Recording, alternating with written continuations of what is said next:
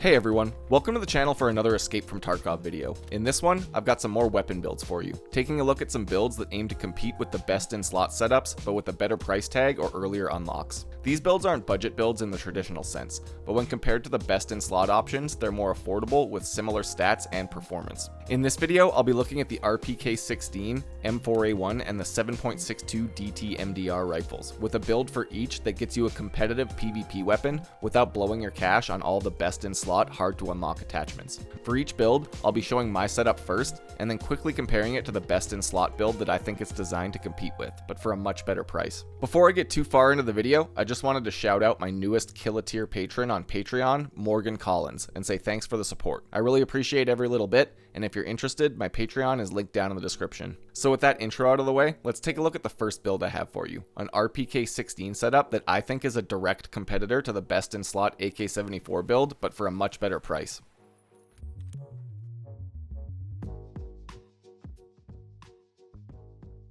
The RPK is a fairly iconic weapon in Tarkov, and it's used by the Scav boss Killa. For a long time, it was fairly difficult to obtain, but these days you can buy it from Proper, get it from raiders, and on the flea market for a very reasonable price. And it really is one of the easiest weapons to quickly get set up with good stats and get rolling into your raids. Personally, I actually like the RPK more than the AK-74 and use it heavily once I unlock it at Proper level 4, because you only really need to quickly swap a few parts to get a good build instead of replacing every single piece on an AK. To start the build off, you can get an RPK with the short barrel and rails for around 65,000 rubles from Proper level 4. I would also highly recommend checking the flea market because you can often find one cheaper, and sometimes you can find one cheaper and with the long barrel, which adds even more recoil control. One of my favorite things about the RPK is that you really don't need to replace much, and you only need to add a few parts to get it down to an awesome recoil stat. The first piece that I replace on the RPK is the compensator, swapping it for the PWS CQB from Skier level 3, which gives you best in slot stats for only around 15,000 rubles. The next thing I add is the RK1 foregrip from Skier level 3, which I would say is all around the most balanced foregrip to use on recoil builds. The RPK already has rails attached and you don't need a new handguard, so this is a really simple addition. Next up, I replaced the default stock with the MFT BUS stock from Peacekeeper level 3. With this and the extra recoil reduction from the RPK buffer tube, you have best in slot recoil stats for a cheap price compared to the AK-74. Finally, the only thing left to add is a sight, and what you choose here will have the largest effect on the overall price for the build. If you go with the Cobra reflex sight, you can shave off an extra 2 points of recoil, but in general, I prefer something like an EOTech hollow sight, and if you want, you can add pretty much any scope of your choosing, including canted sights on the handguard. One last finishing touch you can make is to swap the pistol grip to the RK3 from Skier level 3, which gives you a nice boost to ergonomics for only about 9,000 rubles. For the overall stats on this one, the recoil comes out to 50 points with most setups, and 48 if you use the Cobra sight, both of which are really good numbers for a 5.45 rifle. For ergonomics, you're looking at around 65 points. By comparison, the best in slot AK-74 build gets the rifle down to 46 recoil and around 60 ergonomics, so the stats are basically identical on the RPK. However, for total price, the RPK is a clear winner, coming out to a total of 120 to 130,000 rubles compared to 170,000 rubles for a best in slot AK-74. Personally, I think people are sleeping on the RPK. It can be set up cheaper and with comparable stats to a meta AK-74 while being the same in pretty much every other way.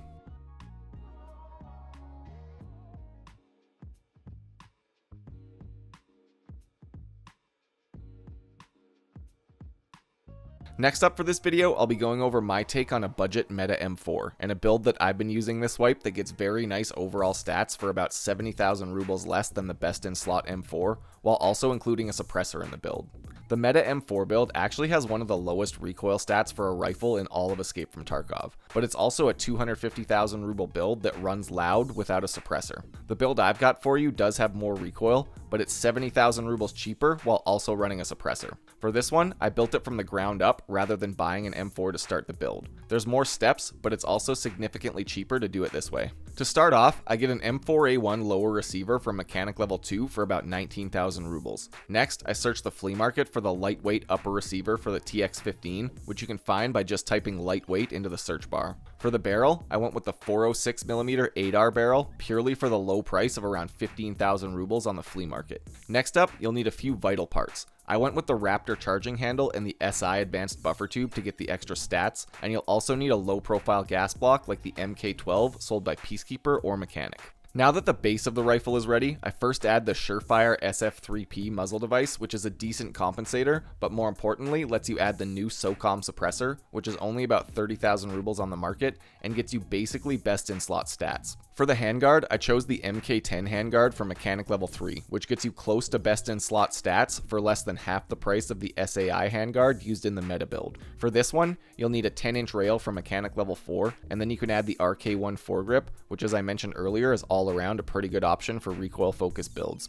For the stock on this one, I went with the same one from the RPK build, the MFT BUS stock, for that cheap best in slot recoil stat. The pistol grip on this one is the HG15 pistol grip, sold by mechanic level 4, which is just a really cost effective plus 10 ergonomics for any AR-15 build. Finally, for the optic on this one, you can again go with the Cobra reflex sight for an extra 2 points of recoil, or you can use pretty much any other sight of your choosing. For the overall stats on this one, the recoil comes down to 44 points with the Cobra sight or 46 points with other optics, and a total of around 60 ergonomics. The meta build this is compared to has lower recoil at 34 points total, but it's also not suppressed, which is kind of a disadvantage, and it's much more expensive. For the total cost on this build, you're looking at around 170,000 rubles, compared to around 260,000 for the meta M4 build. The recoil might be a bit higher, but the price is much lower and the build is suppressed, which I think is a pretty good compromise.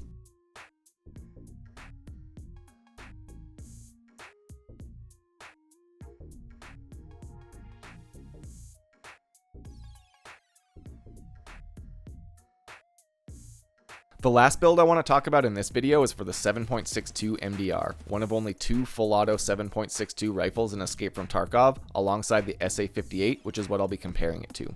When it was released last wipe, the MDR was very expensive for what it offered, and because of this, it didn't see a lot of widespread use. In the 12.6 patch though, the MDR is dropped by raiders and in weapon crates, which means the market price for it is much more reasonable. You can pick the MDR up for about 75,000 rubles on the market, and like the RPK, the MDR is really easy to set up, and you really only need to add some parts to it, not swap everything out like an M4. After you get your hands on one, the first thing I generally do is swap the muzzle device for the Lantac Dragon compensator from Peacekeeper level 4. This has best in slot recoil stats for the MDR, though unfortunately you can't add the blast mitigation device like you can on the SA58. Next, the MDR comes with an M-LOK handguard, so you need a 4.1 inch rail to add a foregrip. Like the other two builds, I went with the RK1 as a good all-around foregrip on a recoil focused build. Next, you really only need to add a sight of some kind to the build to more or less finish it off. On this one, I went with an EOTech holo sight because the Cobra sight doesn't really knock off much recoil on this one, so it's not really worth mentioning. Finally, a finishing touch if you want to would be to just add a pair of MBUS iron sights for the extra ergonomics points, but the MDR doesn't really need it, so that's up to you. For overall stats, this build has 91 recoil and around 80 ergonomics, which is a decent set of stats for a full auto 7.62 rifle, considering how easy this one is to build. The SA58 meta setup has considerably lower recoil at 66 points, but it also has really bad ergonomics and is a lot more complicated to set up, requiring you to change basically every single part. For pricing, this MDR build will run you around 125,000 rubles total to set up exactly as I have it, compared to around 175,000 rubles on the SA58 best in slot build. The MDR has some disadvantages like a low mag size and low choice in attachments, but it's a hard-hitting, easy-to-use rifle that can be set up quickly and is overall much better at CQB compared to the SA58 because of its smaller size.